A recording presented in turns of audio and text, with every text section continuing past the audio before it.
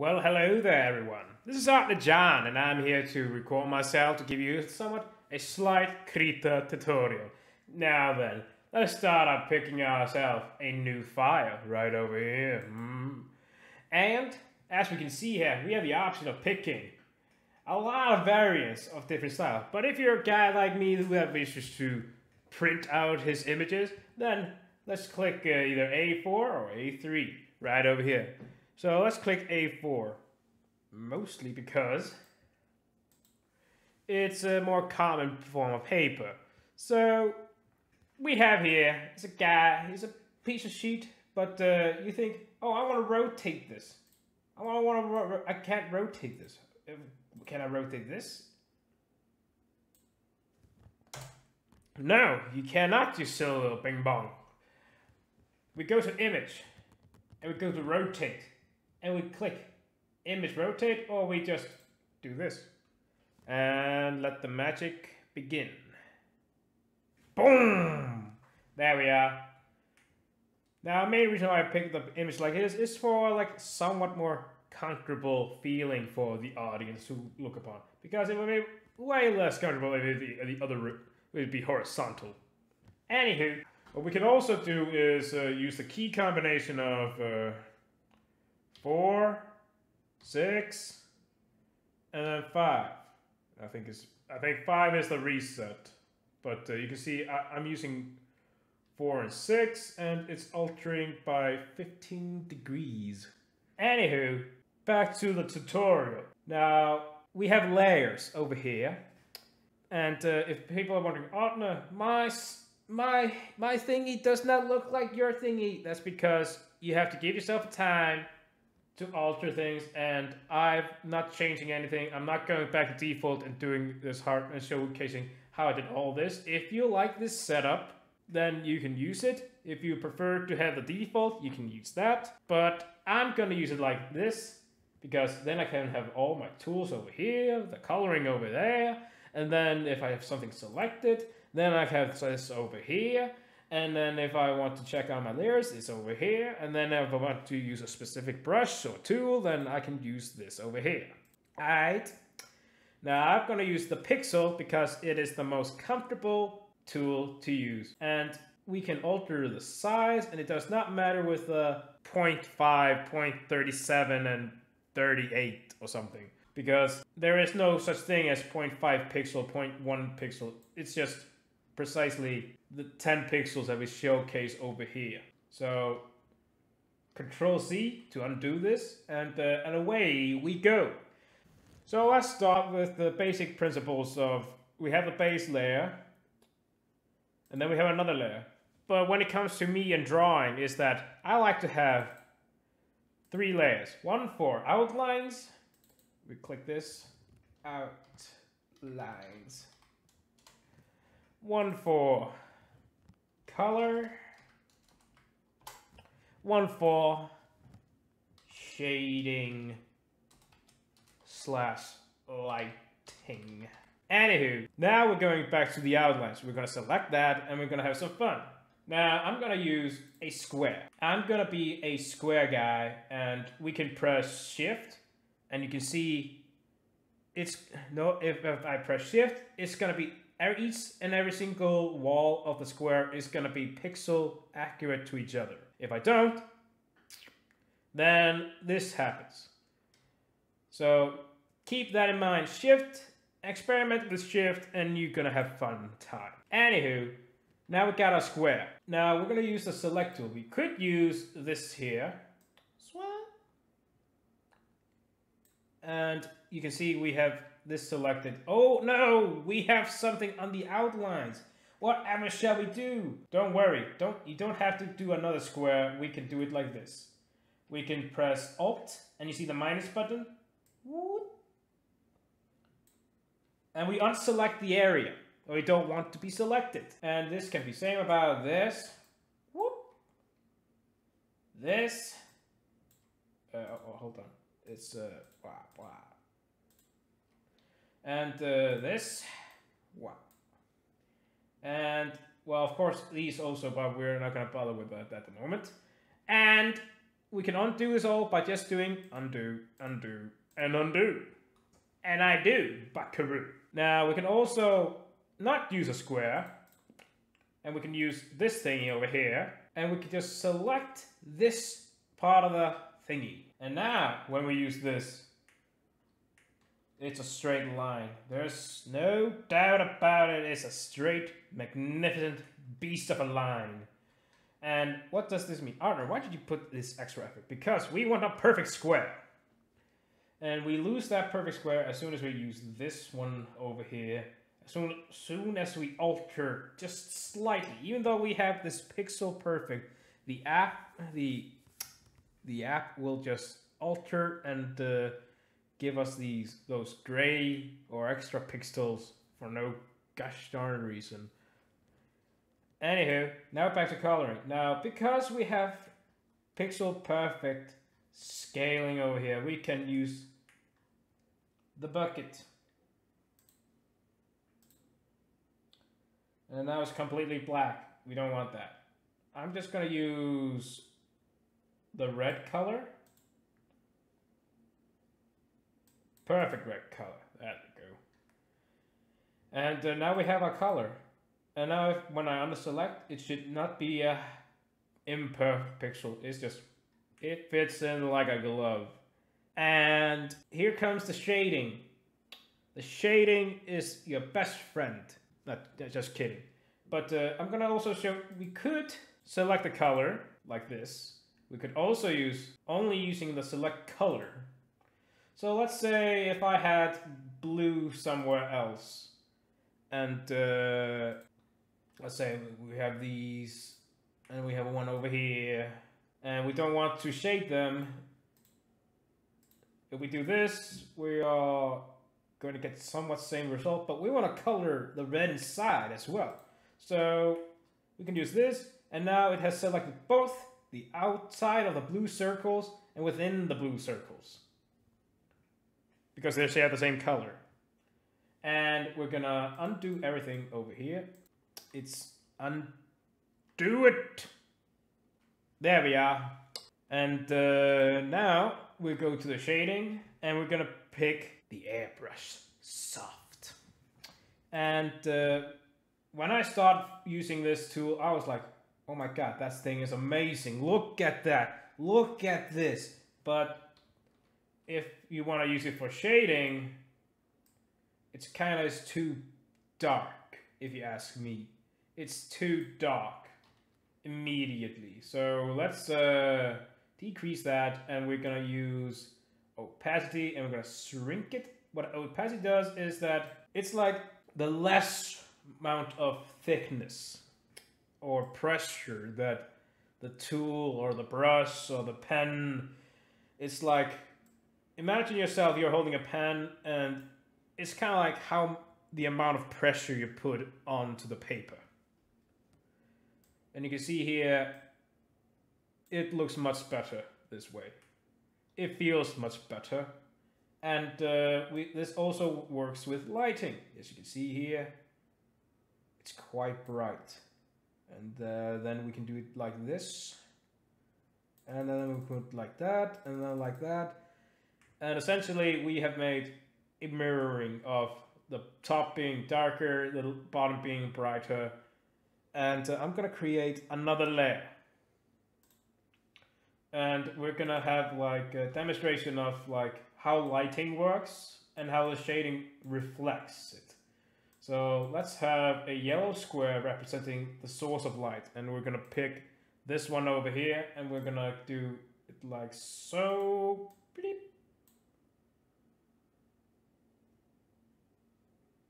Where is it?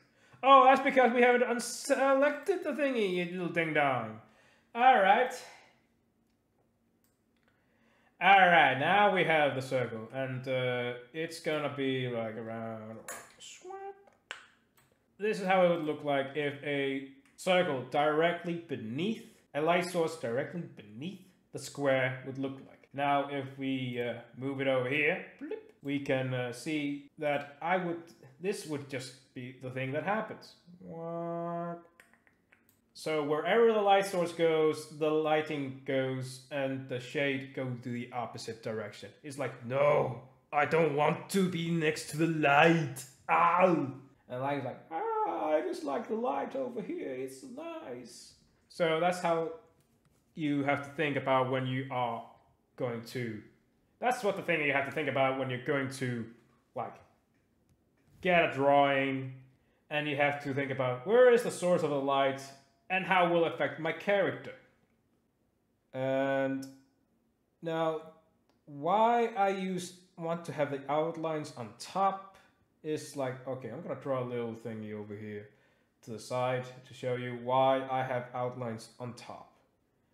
Now we're gonna make extra 3 layers just like before, one for lighting, one for shading, but now I'm gonna teach you how to group things. We're gonna group this. All right, here we have it. Group, quick group. That is what I'm trying to aim for. So we're going to do it like that, and I couldn't see it because it went underneath the program. It's so stupid. Okay, so okay, here we have the group, quick group. We can also do Control G. But how did I select two layers at the same time? I press Shift.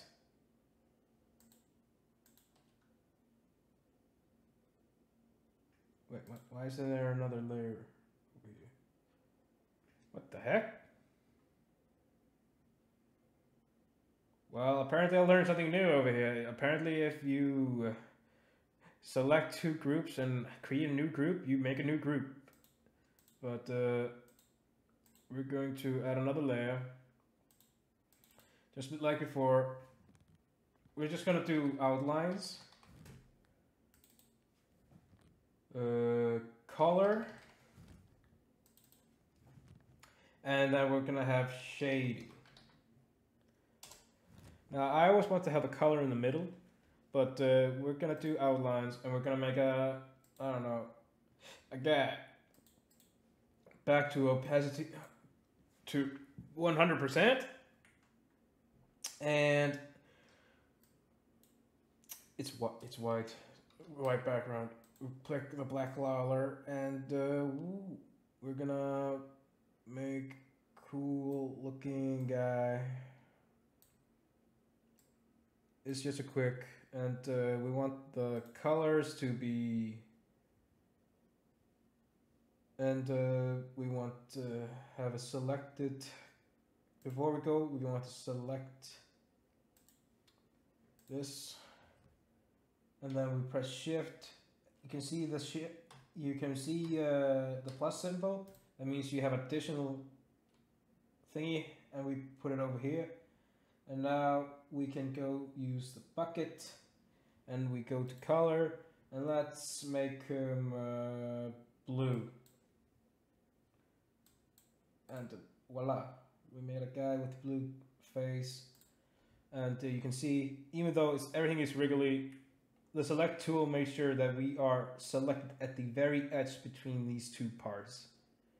And now I'm just gonna shade, and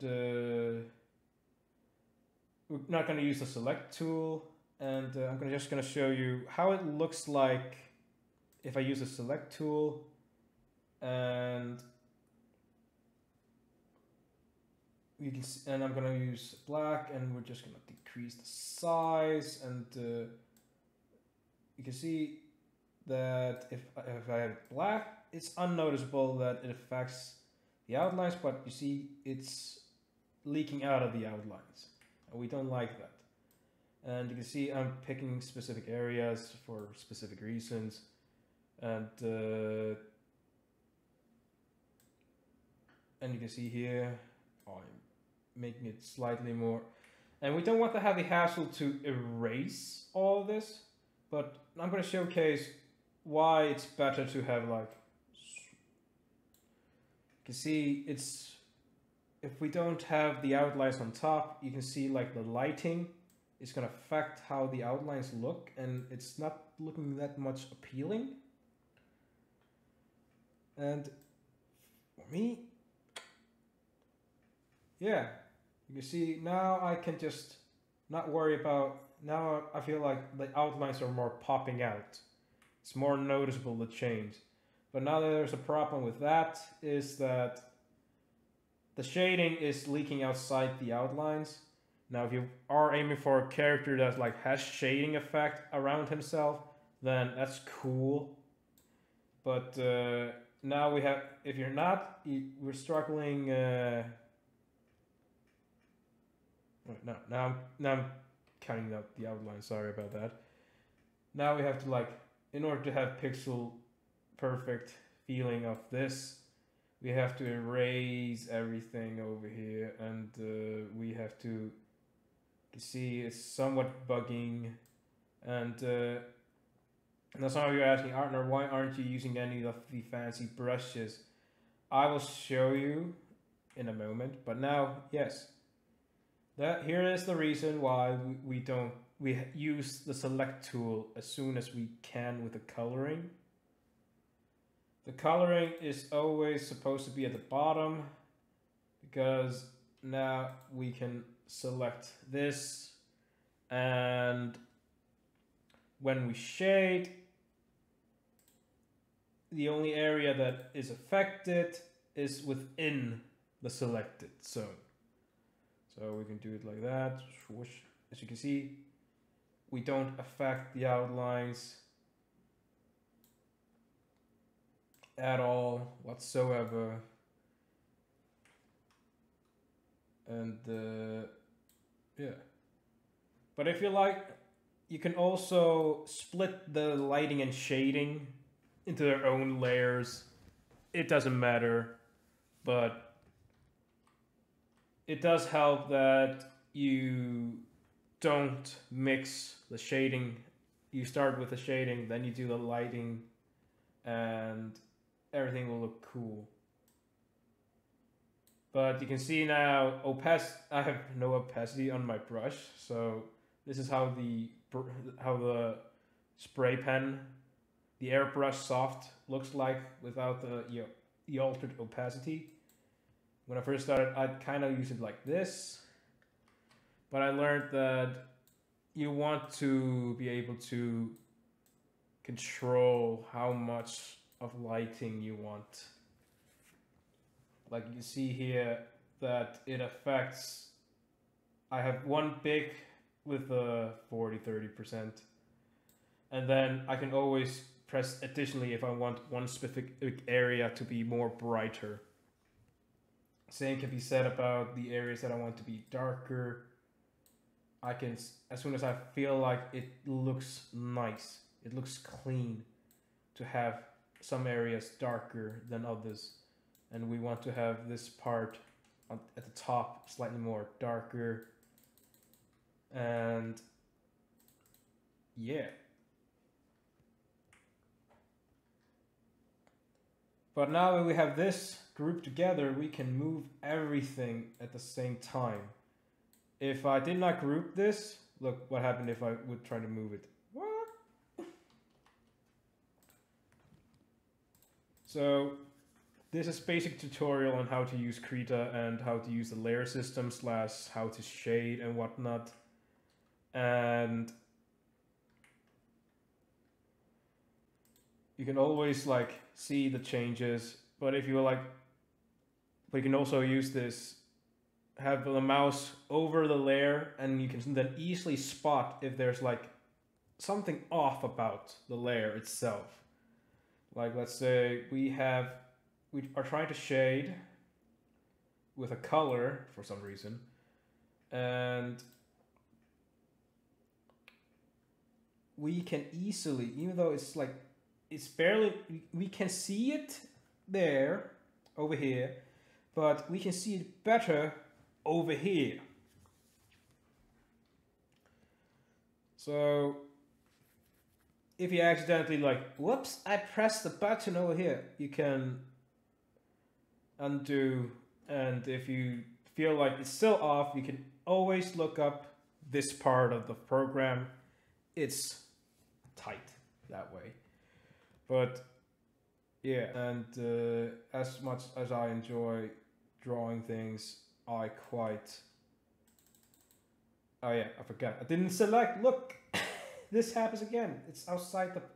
And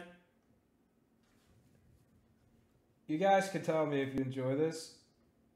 Not, it's okay. Oh, flip. I should not end like that. Oh well. I'd cut out the audio and record again.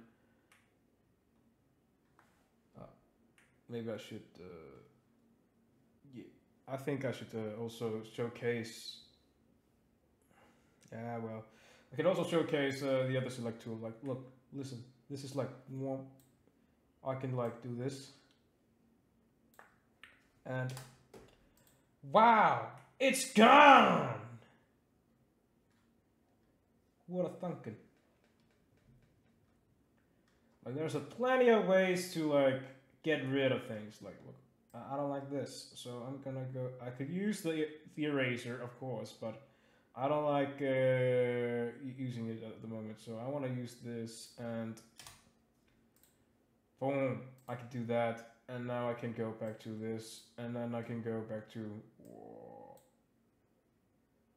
Oh yeah, it's white. Look, I can see the white dot over there, even though I can't see it over here. So, splish. And that. Whoosh.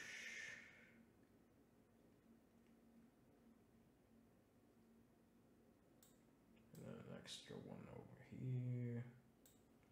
One over here. One over here.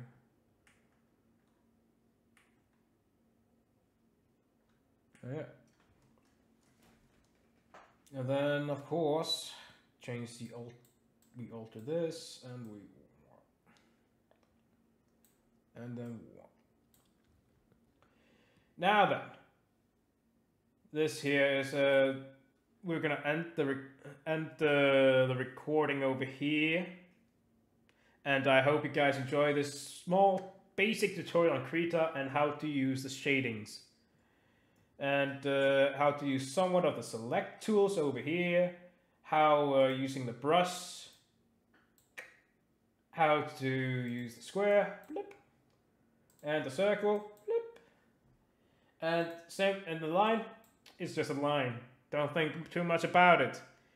But I think I will in the next part I will explain why I use the select and why I have to, how important it is to use the select while during the shading, and the importance of coloring.